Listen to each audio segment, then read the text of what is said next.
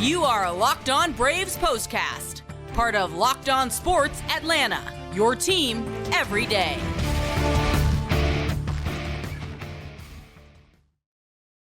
Hello and welcome into the Braves POSTCAST, part of the Locked On Podcast Network, your team every day. Grant McAuley and Jake Mastroianni with you after a big win for the Braves, who had a much-needed bounce-back effort in the first of a brief two-game series with the Washington Nationals en route to a 12-0 victory, a rout, as it is called. And there haven't been too many of those this season, so that's always cause for celebration. We'll have a lot to talk about offensively, especially when you consider what we were talking about 24 hours ago. Unfortunately, though, this game, as have so many others this season, has given the Braves yet another injury scare that we're going to have to discuss on this edition of the show as well. We'll get into all of that here in just a moment. Before we do, though, hit that thumbs up button, subscribe to Locked On Sports Atlanta on YouTube and Locked On Braves, wherever you get your podcasts. Today's episode is brought to you by FanDuel. Now through September 22nd, all FanDuel customers can bet $5 and get a free 3-week trial of NFL Sunday Ticket from YouTube and YouTube TV. Visit FanDuel.com to get started. Well, Jake, yesterday we were trying to figure out, how many ways can you tell the same story for what has been the offensive struggles of this Braves team? We got quite the opposite today. The Braves jumped on the Nationals early. They beat up on Mackenzie Gore. They scored a whole bunch of runs, but unfortunately, at the end of the day, all we get to really kind of focus on here in a lot of ways is what's going to be going on with Reynaldo Lopez, who had to leave the game after just one inning due to a shoulder issue. The cruelty of 2024 just continues for the Atlanta Braves. You finally get a huge offensive output. You finally get that big blowout win. And here we are dreading what is the outcome of another injury to a very significant player. Your third best starter in the rotation right now, a rotation that's carried you. And that's all anybody can really think about, even after a 12-0 win where the offense puts up a bunch of runs. Yeah, it's difficult to predict this team from day to day. There's been a lot of frustrations built into their struggles with scoring runs. And like today, you can't even enjoy a win because of the Lopez injury in a lot of ways. But let's put that to the side. We will get into it, of course. And it doesn't sound like it's a worst-case scenario. But, of course, we don't know the extent of it yet as more tests have to be run for him. Great night, though, for the offense. Michael Harris homered twice. Atlanta piled up 12 runs, just one shy of the season high. Jake, I don't know how many you had on your over-under, personal or otherwise, for how many runs you expected the Braves to score after getting shut out and losing 1-0 yesterday. But how's 12 runs hit you?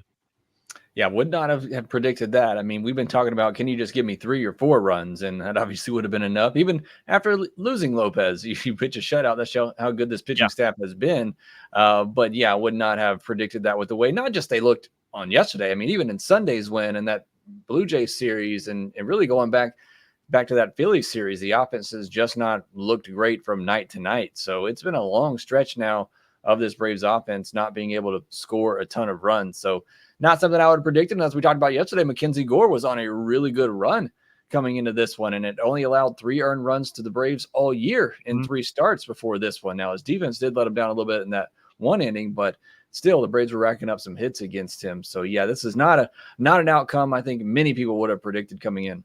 Yeah, maybe it's the 4th time as a charm in facing a pitcher in the same season. I don't know, but he was throwing a lot of strikes, and the Braves, they were aggressive in this and were able to get some big hits. And, it's not easy to know exactly what to take from it. You don't want to get too high off of the fact that, hey, the Braves offense looked great tonight because we know what the highs and lows of this club has been. But it's hard to dismiss it out of hand either, because you did see a lot of guys up and down the order contributing to this. Some multi-hit games, 15 total hits for the Braves in this one, and 4 home runs, 2 of which belonging to Michael Harris. But I think we also have to talk about how good was the bullpen after Lopez left. Jesse Chavez, John Brebbia, and Luke Jackson combining to finish off the shutout and close out the final 8 innings, 3 for Chavez, 3 for Brebbia, and 2 for Luke Jackson. That helps the Braves in a number of different ways. Obviously, you'd love to see 3 guys come in and pitch great. And secondarily, because they were able to cover all those innings, you didn't have to dip into really any of the other relievers that you might have just wanted to be able to stay away from in a lopsided game and, have gassed up and ready to go for some bigger games that could be ahead, maybe tomorrow, but more so kind of with an eye towards the weekend with the Los Angeles Dodgers looming. Yeah, we'll see down the road how big this may actually be for the Braves pitching staff. You do have the off day on Thursday, which helps either way with the bullpen and trying to get them fresh, even if you have to use all your guys tomorrow. But, the Braves pitching staff has had a lot of shutouts this year. It's been one of the best in baseball one inning of Reynaldo Lopez and then the rest of the game covered by Chavez, Brebbia, Jackson has to be one of the most unlikeliest shutout performances I think you'll see from a pitching staff. So yes, it was huge, not just covering those innings, but putting up those zeros as well. And you get the big runs early, and you're able to just hold on to that and not have to go to Jimenez, Johnson, Lee, Bummer even, and obviously Iglesias. So this was obviously very huge from the pitching staff and those guys, Chavez, Brebbia, especially in those early and middle innings, just to be able to give them that workload. Because we'll see what happens with Lopez, but sometimes we've seen this year when a pitcher gets injured like this, it can throw off your rotation for a turn or two as you try to, kind of recover from that. But by having these guys cover these innings and getting such a big win, you kind of feel like you can cover that a little bit more. Obviously, that depends on what happens the next day, but I think it makes it a little bit easier of a transition where you didn't just have to completely blow up your bullpen after losing your starter for one inning and then have to recover from that for a couple of times through the rotation. Yeah, we'll talk about this more later, but Max Fried has also been pitching pretty deep into games these last few times out and is the exact kind of pitcher that you'd want to be starting on a day after you had to do something like this. And between that and not having to use as many pitchers out of your bullpen and the off day on Thursday, a lot of things could go right if Fried is able to cover the innings the way he has been in tomorrow's game, which, of course, we will get to later. You brought up that the Braves have been one of the best teams in terms of shutouts for their pitching staff. They are the best team in baseball with that 15th shutout of the season for the Braves. That is one more than the Philadelphia Phillies, who are second in Major League Baseball. Braves, though, first in MLB now in ERA at 3.49 as a pitching staff. That continues to be an amazing, amazing accomplishment for a group that has done it.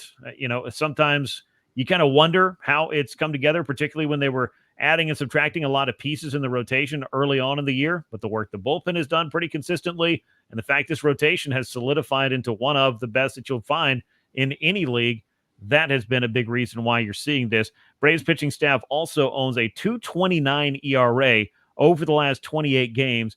They're 18-10 over that stretch, Jake, and that's not a bad record, but when you have an ERA that's that low, you would expect it to probably yield you a few more wins than that. But this is one of the better stretches that the Braves have had this year, regardless of how it's felt at times. Yeah, it hasn't felt great at times. And over that stretch, there'll be many games where you can look at it and say, Braves could have won this one. Braves could have won that one. A little bit more offense. And it's just where you're at in the season now. And obviously, every game matters all year long, but especially at this point of the year when you're in a tight race like this, you tend to reflect on those games that you could have won but didn't. And as great as the pitching staff has been, the offense has still held them back from that being an even better stretch. And 18-10 sounds really good, and it is good. But again, it's just if you could have gotten a little bit more offense here and there, and that one that could have been 23, 24 wins over that stretch, and you're sitting in a much better place in the wild card spot. It does feel like they left some on the table. I mean, Sunday's a prime example. Or Monday's game against the Cincinnati Reds, rather, is a prime example of that. Offense over that same 28-game stretch, averaging 4.25 runs per game. That sounds high, and that's because it is high. The Braves have scored 45 of those 119 runs in the last 28 games in 4 contests. So for the bulk of this, the other 24 games, and I know this is some cherry picking here, but I think that anybody who has watched this team has felt the frustrations, and it has not felt like an offense that's averaging over 4 runs a game. 3.1 runs per game outside of the 4 games in which the Braves have piled up 45 total runs. Again, it's not to pick on the offense. It's just to say there have been a few highs, but they are usually spread out about once a week or so on average, and that's just not going to get it done on a consistent basis. Unfortunately, when you got a pitching staff throwing as well as this one has been, you'd like to have picked up a few more wins over that stretch over the past couple of weeks. The good news is, though, and we'll talk about the wild card in depth a little bit later in the show, the Mets lost to the Toronto Blue Jays, and that means that the Braves are once again tied for the 3rd and final spot in the wild card in the National League. Jake, I think we're going to be talking about this a lot over the next 2.5, 3 weeks as the Braves, the Mets, the Diamondbacks, and the Padres come down the stretch. We don't know what it's all going to look like, but we do know this. The Braves need to start winning some games, and it was about high time that they beat up on the Washington Nationals because they came into this one having already lost the season series to Washington. If they can win again on Wednesday, that would make them 6-7 against one of the not-so-great clubs in the National League. Yeah, we talked about it all the time, just the games that they've left on the table this year and the opponents that they just haven't taken advantage of when they could have. But again, as I said, after last night's loss, Monday's loss, that you win these 2 games against the Nationals, you kind of treat it like a 3-game series, including that Reds game, and you take 2 out of 3 and you win a series. and that'd be 3 series in a row if you're looking at it that way. And that's kind of what the Braves just need to do the rest of the season. Obviously, not much time left here, but that's kind of the goal. Just win each series, win 2 every 3 games. That's not going to be easy, but that's what this team has to do if they want to get in the postseason, because these other teams are right there. And you're obviously right now tied for that last spot. So you're not in the best position possible. You don't have a little bit of a cushion like the Padres and Diamondbacks do. So you really just have to take advantage of these opportunities when you have them, because you got 4 coming up against the Dodgers, then you end the season against the Mets and the Royals, who are both 2 really good teams. So got to be able to win these games against the Nationals. Got to be able to take advantage on Wednesday as well with Fried on the mound. Yeah, this is a spot in the schedule that we've talked about quite a bit, that the Braves needed to really, if not make a move, then at least be able to strengthen their case and keep up with what's going on for the other teams in this wild card race. And by winning these 2 games in Washington, that would certainly help the Braves out and give them whatever momentum they can get to get ready for that encounter with the Los Angeles Dodgers, which is usually a hard-fought series. I would say almost always a hard-fought series, a pivotal series when those 2 teams meet up, regardless of what time of year it is. When we come back, we'll talk more about what's going on with Reynaldo Lopez, of course, more about what the bullpen was able to do, but we got to get into the offense because there was quite a bit of that on display in this game in Washington. We'll talk about all that as the Braves postcast continues. Let me tell you about the best way to buy tickets to virtually any and everything. That's Game Time.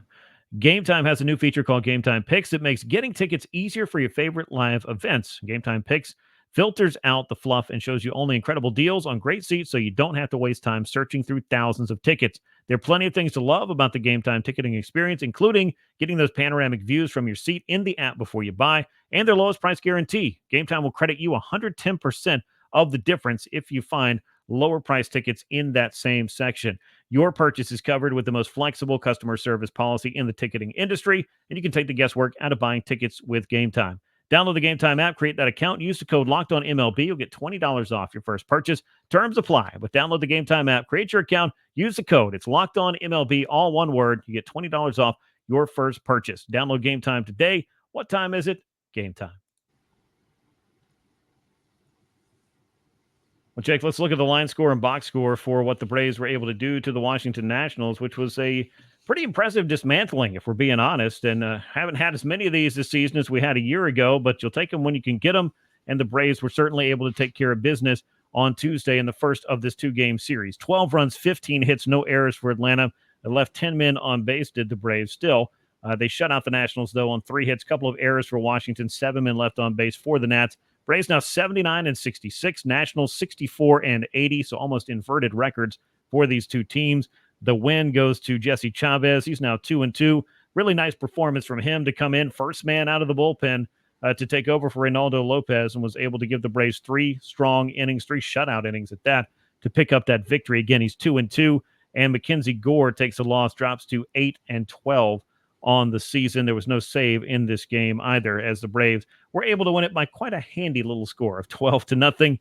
And you look up and down this lineup here, and you see a lot of good things there. 3-hit games for Michael Harris, Matt Olson, and Ramon Laureano. 2-hit game as well for Sean Murphy, who homered and knocked in 3 runs. Laureano knocked in 3 runs. A couple more ribs for Matt Olson in this one, who also walked, and a couple of runs knocked in on solo homers for Michael Harris II. And just up and down the order. It was a pretty good night for everybody, but Gio Urshela, unfortunately, got that 0 for 5 collar, but he did hit the ball hard a couple of times.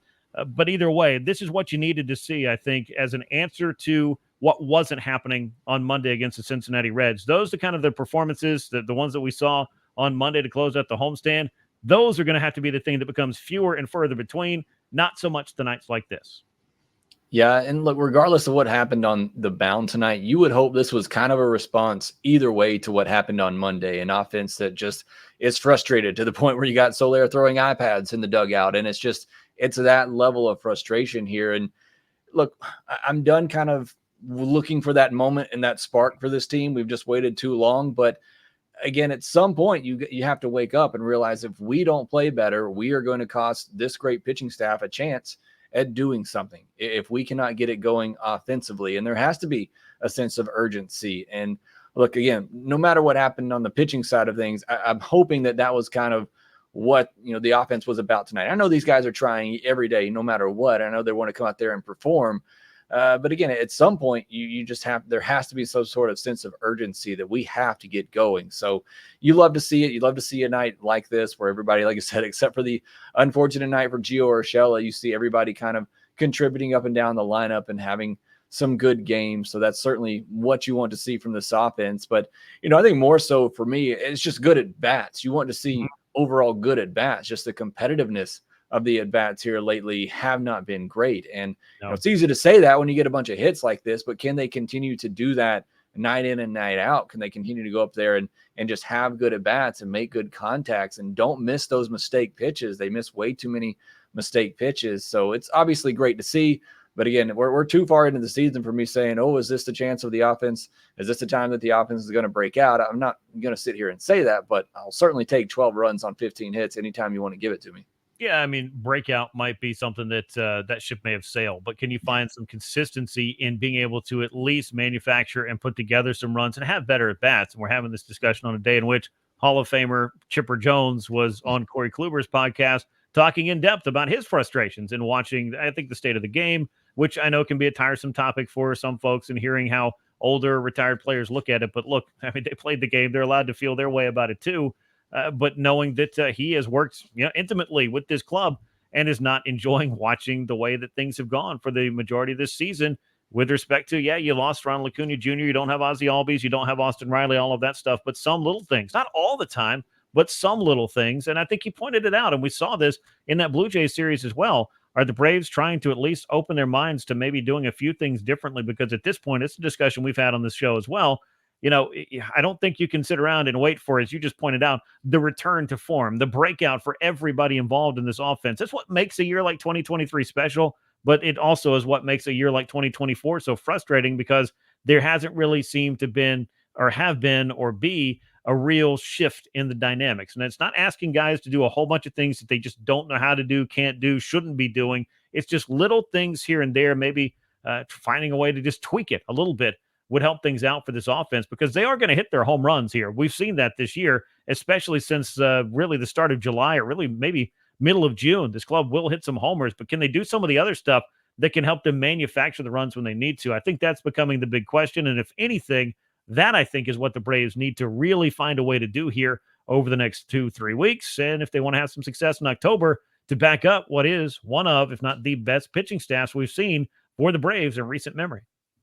Yeah, and one thing Chipper talked about in there, the focus for the Braves on slug, and that's pretty obvious. You saw the lineup they've built, and when everybody's healthy, that is great, and it's more than likely going to work out. But when it doesn't, the other thing Chipper mentioned was the focus on base, and the fact that he thinks maybe they don't focus on that as much. And that's really what's killed this Braves team. As you mentioned, they've gotten the home runs in the second half, but there's just nobody on base for those home runs, and they're not getting on base. It's, I believe, since the end of April, they're next to last in all of baseball in on-base percentage, only above the White Sox. So it's just up and down the lineup. There's not that ability to get on base. And as I talked about last night, I'm looking for them to try something different. I'm looking for them to try some hidden runs, but you got to have people on base to do that. And you got to have the right guys on base and at the plate to be able to do that. So again, even in this game, before all the runs came on the board, you saw Luke Williams get on and you saw him run. That's great. You get guys on like that, especially at the bottom of your order. I think that is the perfect time to try some things, to send some guys, move some runners, see what you can do to see if you can force a run across. So you get into the middle of your lineup and you got an Ozuna and Olsen and a Murphy up there and a Soler. You want those guys to stay put because you don't want to miss out on the 2 or 3 run home run that those guys can bring. But at the bottom of that order especially, I just feel like there are guys that you can try to do different things with to try to generate some runs without the benefit of a hit, getting a walk and a stolen base and moving a guy over. I think those are things that the Braves are going to have to do if they were going to want to score more consistently. But time's running out to start doing that. Yeah, and some of the moving runners over, this is not asking guys to just drop down bunts right, left, and center, and start just sacrificing everyone playing station to station, but being able to hit the ball the other way to move a runner from one base to another, being able to put the ball in play to a middle infielder with a runner at third that gives them a chance to score in an inning. All that little stuff just adds up, and I think Chipper Jones knows a thing or 2 or 3 about that, and it was just interesting to hear those comments. And I think probably for a lot of Braves fans, they're probably watching that or listening to that thinking, it's what I've been saying all year. And obviously, A lot of people feel that way. Putting that aside, because that was a complete tangent I did not have down on the sheet, but just thought it was interesting. Initial test clean for Reynaldo Lopez. He will get an MRI on Wednesday in Washington. It didn't sound altogether that bad from both Brian Snitker's comments and from the reports that I was reading after the game from Justin Toscano and others. However, Reynaldo Lopez, 1 inning, shoulder tightness was what cost him a chance to go any further. Brian Snitker said he wanted to keep going, but at this point, Jake, I think you'll agree, and most anybody would, you just don't want to chance it with something like this. Let's just figure it out. And as it happened, it's a good night to score 12 runs, and the bullpen did its job. Yeah, I mean, it worked out well for the Braves in the end. They got the big win and didn't have to really use a lot of their big arms, but it's scary because, look, it's great that initial tests look good, and it seems like maybe they might avoid one here, but the velocity is down almost 4 miles per hour. That is scary to me right there. It's not like it was down just a tick or two. It was down a lot. So again, hopefully it is just some tightness. We're at the point of the year too, Grant, where if a pitcher has to be shut down for a week, you're done for the season, essentially. So, it's just a tough part of the season for something like this to happen. And for what has been the strength of this Braves team, you just really can't afford to have any losses like that at this point of the season. So hopefully it does nothing major and they won't have to shut him down. He can get back out there soon. But again, just seeing that velocity and just how far down it was, that's a little worrisome to me. Yeah, and he has been throwing so well since coming off the injured list. So maybe it's just one of those nights where it's just a little bit harder to get loose. And look, pitchers are feeling some kind of way all season long. There's never I feel 100% back to normal. I have no soreness. It's just what is normal, what is not normal. Is there tightness? Is there discomfort? And being able to, as it happens, just kind of be honest about how you're feeling as well, because you don't want to compound it on your side and take the decision away from the team as well. That's not a great situation to get into. Be that as it may, we'll see what comes out of it for Reynaldo Lopez, and obviously we'll update you when we hear more on it as well. But the Braves, their strength is pitching. To lose somebody like him for any length of time at this period of time would be less than ideal for this club. When we come back, we will talk a little bit more about what is going on for the Braves in this series in Washington. Take a look at the wild card and get you set up for the series finale, and maybe a look ahead to the weekend with the Dodgers rolling into Truist Park. All that's coming your way on the Braves Postcast.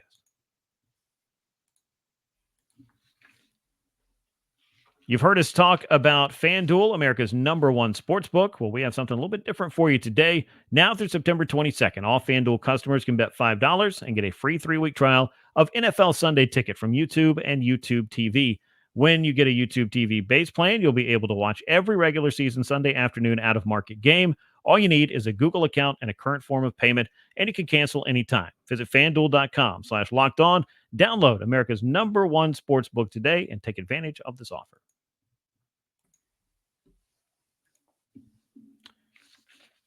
Well, Jake, the Braves, as we were just talking about, are going to be tested, in trying to figure out what this is going to be with Reynaldo Lopez. The pitching staff, though, is strong, as we talked about earlier on.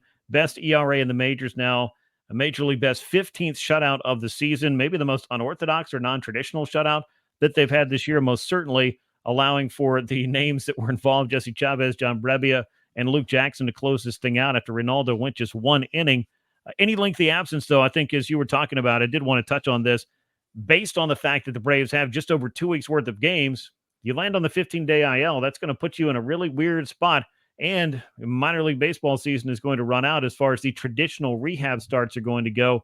That's another thing to consider. Yes, they can throw sim games and face live batters and do all of that. It probably works out better for pitchers than it does for hitters in this case. But yeah, you just don't want to be talking about losing somebody like Lopez at this particular time with very little time to ramp back up for the most critical time of the year, should the Braves be able to get into the postseason with this battle with the Mets, the Diamondbacks, and the Padres. It's certainly not ideal because, again, if you go on the 15-day IL, you can certainly, come straight back from that and go into the rotation, but then you're probably going to be on a little bit of a pinch limit. And again, these are games that you need to win, and you obviously want to put somebody out there you feel like that's going to give you a great chance to win. And I feel like Lopez, if healthy, obviously he's going to be able to do that. But yeah, just not ideal timing. It's obviously not great at any time. But as I said earlier, just at this point of the season with the tight race that you're in and every game being so critical here, it would hurt to lose Lopez for any amount of time. Yeah, well, hurt to lose anybody who's a significant part of this rotation. You've got 5 starters that I think you can pretty much believe in going down the stretch. And as I've said many times, if your fifth starter is Charlie Morton, you're in a pretty good place considering how well Spencer Schwellenbach is thrown. But he's also, past the level of innings that he has ever thrown in his professional career. This is a career high kind of thing for him. How will the Braves manage that as they go along? There are a few different things for them to figure out. And one of them, you don't want to be what's going on with Reynaldo Lopez. You like your veteran guys to be able to go to the post and help lead this rotation. And Reynaldo has been a huge part of the success of this Braves pitching staff.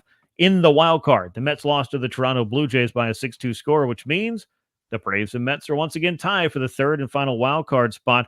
Padres and Diamondbacks both playing late games out west, starting at 9:40 p.m. Eastern time on Tuesday. But just looking at what the Braves needed to do, win a game, and they were helped out by the Mets losing a game. So we're kind of right back where it feels like we've been for a little over a week or two now. It feels like it's coming down to that season or that series against the Mets at home later in the year, later in the month. It feels like we're all heading towards that. And just like it was 2 years ago, maybe the winner of that is the team that gets, and this one obviously gets to the postseason. Loser may not. We'll see. I mean, you can get both teams in, obviously, still, but that just kind of feels like where we're headed. But good to see the Mets actually lose a game. They've been on quite the run here lately. So great to see the Blue Jays give the Braves some help this time. Yeah, Max Fried in his last three of his last four starts has pitched 7 innings, and the Braves could use a 7-inning outing for him as he runs up against the Washington Nationals in the finale of that series. The Mets and the Blue Jays will continue their battle. The Braves were able to take 2 out of 3 from Toronto. Could the Blue Jays help out the Braves by winning a series in New York? That would certainly be nice. We'll see if that can happen. Game 2 has Max Fried facing Jake Irvin. 9-8 for Fried, a 3.35 ERA. Irvin's 9-12 with a 4.28. The right-hander for Washington in Game 2 of the series, which happens on Wednesday at 6:45 p.m. Eastern Time. With Fried, as we talked about earlier, and as I just mentioned, he has been giving the Braves some pretty good length. I believe that 5-inning outing for him was the one that had the crazy 90-minute rain delay in the midst of it. So chance that he could have gone further in that up in Minnesota a couple of weeks ago. But overall, I feel like in the second half, particularly since coming off the injured list, which was another question mark the Braves have had to navigate here in the second half, Max Fried has been pitching the way that they need him to down the stretch. Yeah, a couple of rough starts after coming back from that injury, but he's started to get on a roll, as you mentioned, gone 7 innings in 3 of his last 4 outings now, been really, really good. He's walked 1 or less in 3 of those 4 outings as well.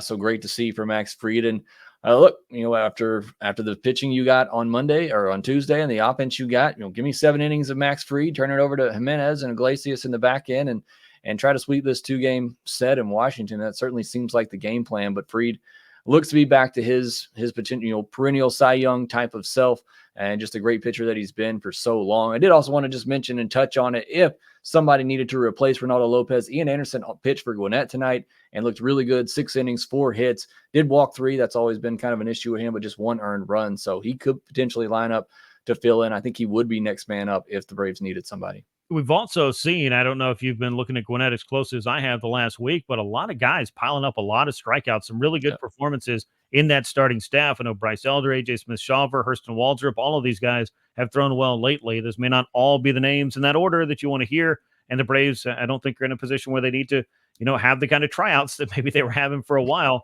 But there are some options there that could be able to help you out should you need that depth, a turn or two in rotation. But it would be kind of, nice for Ian Anderson, certainly, to find his way back to the big leagues and maybe help out the Braves at a critical time if needed. And he would line up. You're right. Last time out for Max Fried, though, 7 innings, 1 run. It was unearned, 8 strikeouts, just 1 walk, and a 3-1 win over the Toronto Blue Jays. You'd certainly take a performance like that against the Washington Nationals in Game 2 of the series against Jake Irvin. The Braves have shown themselves to have a ability to pile up a bunch of runs against the Nationals that we weren't sure was something they could do in 2024. Can they do it again and sweep this quick series? Jake, I think it's pretty much at this point a must. You've got to start beating up on the teams you're supposed to, and the Washington Nationals are on that list.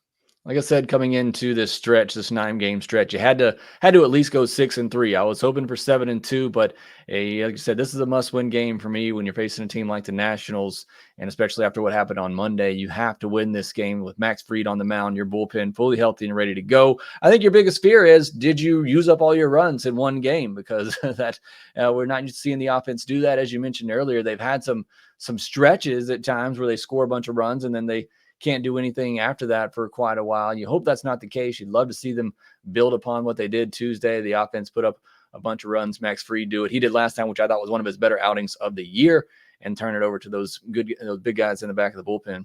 Sounds like a good recipe for a victory. Max Fried against Jake Irvin, 6:45 p.m. Eastern time. The Braves and Nationals wrap up their brief 2-game series on a Wednesday. That's going to wrap us up on this edition of the Braves Postcast. As always, we appreciate you riding along with us. Make sure to subscribe to Locked On Sports Atlanta here on YouTube. Leave us those likes and comments. Share the show with a friend. And subscribe to Locked On Braves wherever you get your podcast. Once again, Atlanta bounces back from one of its most frustrating losses of the year with one of its biggest wins of the year, 12-0 over the Nationals in Game 1 of the 2-game set. We'll be back with you this week. And until next time, for Jake Mastroianni, I'm Grant McAuley. So long, everyone.